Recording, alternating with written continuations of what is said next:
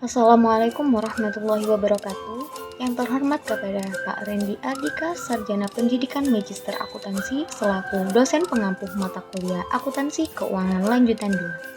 Di sini, kami dari kelompok 12 izin mempresentasikan materi mengenai penerapan transaksi antar perusahaan afiliasi obligasi. Sebelum itu, izinkan kami memperkenalkan diri. Saya Aliatul Hairunisa dengan NIM 22404077 dan rekan saya Ananda Devi Wulandari dengan NIM 22404025 serta Nuzulul Maufiro dengan NIM 22404094.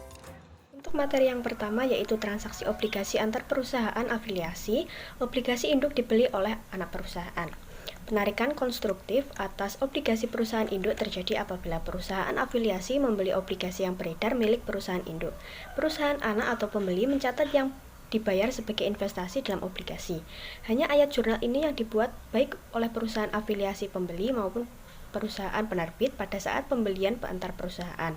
Jadi, setiap keuntungan atau kerugian yang berasal dari penarikan konstruktif tidak dicatat pada akun terpisah perusahaan afiliasi.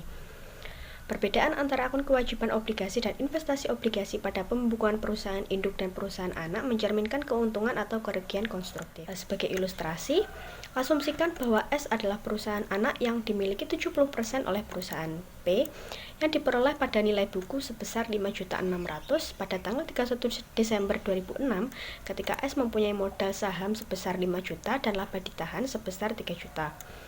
Pada tanggal 1 Januari 2008, P mempunyai obligasi 10% dengan nilai nominal 10 juta yang beredar dengan premi yang belum diamortisasi sebesar 100.000.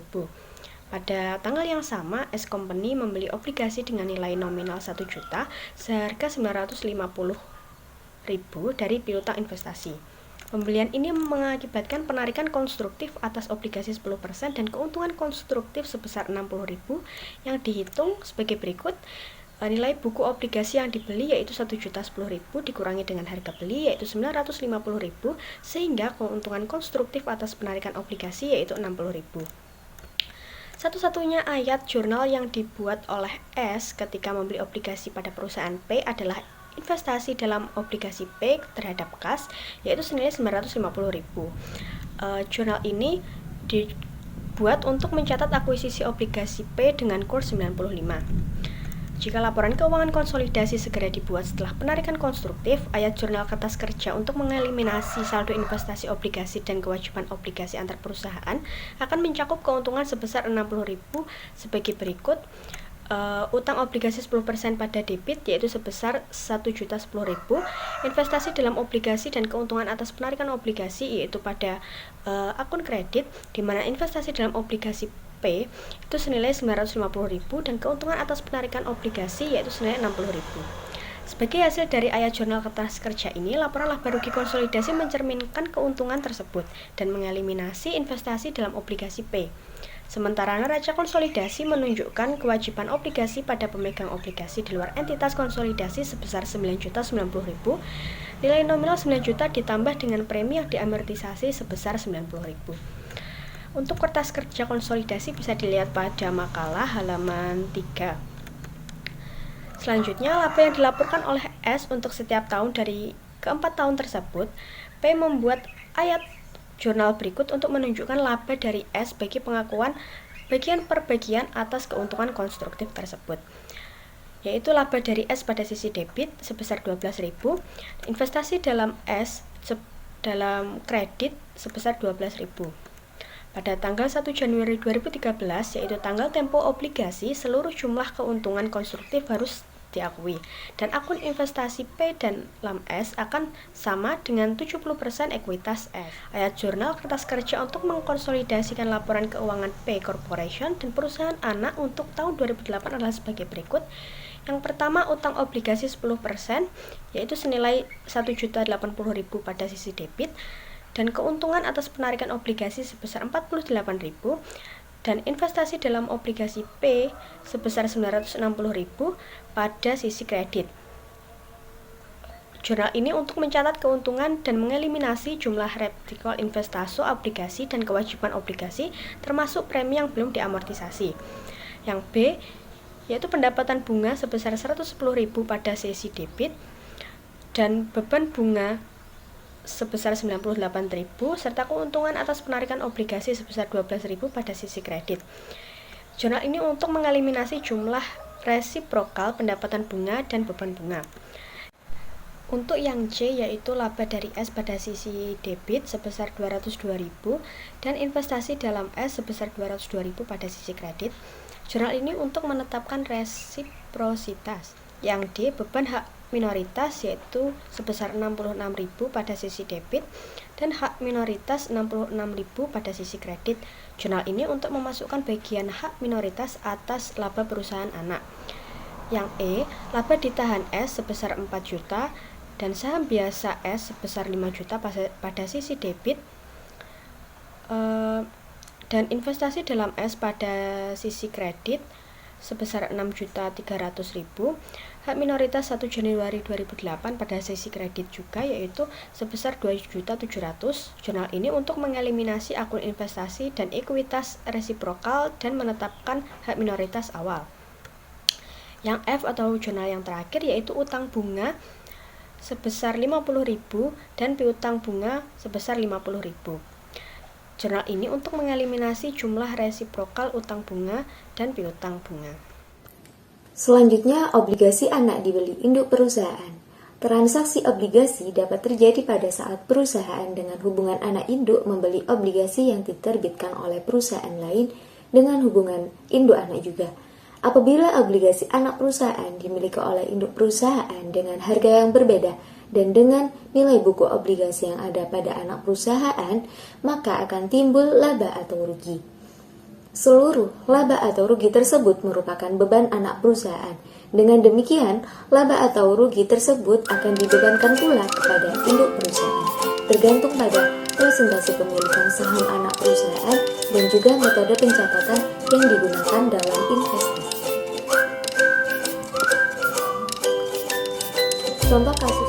Contoh kasus obligasi anak dibeli induk perusahaan. Pro Corporate memiliki 90% saham biasa dan hak suara kepada Ski Corporate. Kepemilikan full pada Ski tersebut dibagi beberapa tahun yang lalu. Pada nilai buku seharga 9.225.000. Modal saham S adalah 10.000 dan saham ditahannya adalah 250.000 dolar pada tanggal akuisisi. Pada tanggal 31 Desember 2006, Ski mempunyai obligasi yang beredar dengan nilai nominal sebesar 10 juta dolar dengan diskon yang diamortisasi sebesar 300.000 dolar. Obligasi itu membayar bunga pada tanggal 1 Januari dan tanggal 1 Juli setiap tahun dan jatuh tempo dalam waktu 5 tahun pada tanggal 1 Januari 2012. Pada tanggal 2 Januari 2007, Pro Corporate membeli 50% obligasi yang beredar milik Ski seharga 5.150.000 dolar secara tunai. Transaksi ini merupakan penarikan konstruktif yang menyebabkan kerugian sebesar 300.000 dolar dari sudut pandang entitas konsolidasi karena kewajiban sebesar 4.850.000 dolar yang didapat dari 50% dari nilai buku obligasi 9.700.000 dolar dan ditarik dengan biaya 5.150.000 dolar. Kerugian tersebut dibebankan kepada Ski Corporate menurut teori bahwa manajemen perusahaan induk bertindak sebagai agen bagi Ski, yaitu perusahaan penerbit pada semua transaksi obligasi antar perusahaan. Selama tahun 2007, Ski mencatat beban bunga sebesar 1.060.000 yang didapat dari nominal 10 juta dolar dikalikan dengan 10% plus amortisasi diskonto sebesar 60.000 dolar. Dari beban bunga ini sebesar 530.000 dolar berhubungan dengan obligasi antar perusahaan. Pro mencatat pendapatan bunga dari investasinya dalam obligasi selama tahun 2007 sebesar 470.000 dolar. Didapat dari 5 juta dolar dikalikan dengan 10% dikurangi amortisasi premi sebesar 30.000 dolar. Perbedaan sebesar $60.000 antara beban bunga dan pendapatan bunga atas obligasi antar perusahaan mencerminkan pengakuan seperlima kerugian konstruktif selama tahun 2007. Pada 31 Desember 2007, pembukuan Pro dan SK tidak mengakui kerugian konstruktif sebesar $240.000 melalui amortisasi premi. Dalam metode ekuitas, S melaporkan laba bersih sebesar $750.000 pada tahun 2007 dan P menghitung labanya dari S sebesar $459.000. 90% dari $750.000 laba yang dilaporkan oleh S adalah $675.000 dan dikurangi dengan kerugian konstruktif sebesar $300.000 dikalikan dengan 90%, hasilnya $270.000 dan ditambah dengan pengakuan kerugian konstruktif sebesar $60.000 dikalikan dengan 90%, hasilnya $54.000. Jadi, laba investasi dari S adalah $459.000. Kemudian ayat jurnal yang dibuat oleh B untuk memperhitungkan investasinya dalam S selama tahun 2007 adalah sebagai berikut. Investasi dalam S sebesar $675.000 pada laba dari S sebesar $675.000. Ini digunakan untuk mencatat 90% laba yang dilaporkan oleh S pada tahun 2007 dan laba dari S sebesar $270.000 pada investasi dalam S sebesar $270.000 untuk menyesuaikan pendapatan investasi dari S terhadap 90% kerugian atas penarikan konstruktif obligasi S.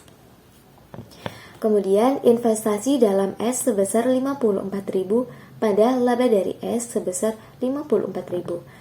Ini digunakan untuk menyesuaikan laba investasi dari S terhadap $90.000 dari $60.000 atas pengakuan bagian per bagian kerugian konstruktif atas obligasi S selama tahun 2007. Materi yang selanjutnya adalah laba rugi konstruktif pada transaksi obligasi antar perusahaan afiliasi. Harga yang dibayar oleh suatu perusahaan afiliasi untuk memperoleh utang dari pihak lainnya lebih besar dari nilai buku kewajiban, yaitu nilai nominal ditambah premi yang belum diamortisasi atau dikurangi diskonto yang belum diamortisasi dan biaya publikasi. Kerugian konstruktif atas penarikan utang. Selain itu, jika harga yang dibayar lebih kecil dari nilai buku utang tersebut, maka akan menghasilkan keuntungan konstruktif. Keuntungan atau kerugian ini disebut konstruktif karena keuntungan atau kerugian yang direalisasikan dan diakui dari sudut pandang entitas konsolidasi. Tapi, dicatat dalam pembukuan terpisah perusahaan afiliasi pada saat pembelian. Keuntungan dan kerugian konstruktif obligasi adalah yang pertama keuntungan dan kerugian yang direalisasikan dari sudut pandang entitas konsolidasi. Yang kedua, ketika perusahaan membeli obligasi perusahaan afiliasi dari entitas lainnya. Yang ketiga, harga selain nilai buku obligasi tersebut. Yang selanjutnya, akuisisi kewajiban perusahaan induk. Gula Korporat adalah perusahaan afiliasi yang 80% sahamnya dimiliki oleh Persik Korporasi. Dan Persik menjual obligasi dengan nilai nominal $1 juta berbunga 10% berjangka 10 tahun pada nilai nominalnya kepada umum pada tanggal 2 Januari tahun 2006. 1 tahun kemudian, pada tanggal 30 Desember 2006, Gula membeli obligasi dengan nilai nominal $100.000 yang beredar seharga $104.500 melalui pasar obligasi. Pembelian oleh Gula tersebut mengakibatkan penarikan konstruktif atas obligasi Persik yang bernilai nominal $100 juta dan kerugian konstruktif sebesar $4.500. Persik menyesuaikan laba investasi dan akun investasi per 31 Desember 2006 untuk mencatat kerugian yang konstruktif menurut ekuitas ayat jurnal pada pembukuan Persik adalah laba dari gula senilai 4.500 pada investasi gula senilai 4.500. Untuk menyesuaikan laba dari gula bagi kerugian atas konstruktif obligasi tanpa ayat jurnal ini, laba Persik berdasarkan metode ekuitas tidak akan sama dengan laba bersih konsolidasi. Kerugian konstruktif sebesar $4.500 dibebankan ke bagian Persik atas laba yang dilaporkan gula, karena Persik adalah perusahaan yang menerbitkan obligasi tersebut. Teori keagenan membebankan seluruh jumlah kerugian konstruktif atas obligasi ke perusahaan afiliasi penerbitnya. Perusahaan induk adalah perusahaan afiliasi penerbit, sehingga analisisnya serupa dengan analisis untuk penjualan hilir, dan seluruh jumlah dibebankan ke Persik dan ke laba bersih konsolidasi.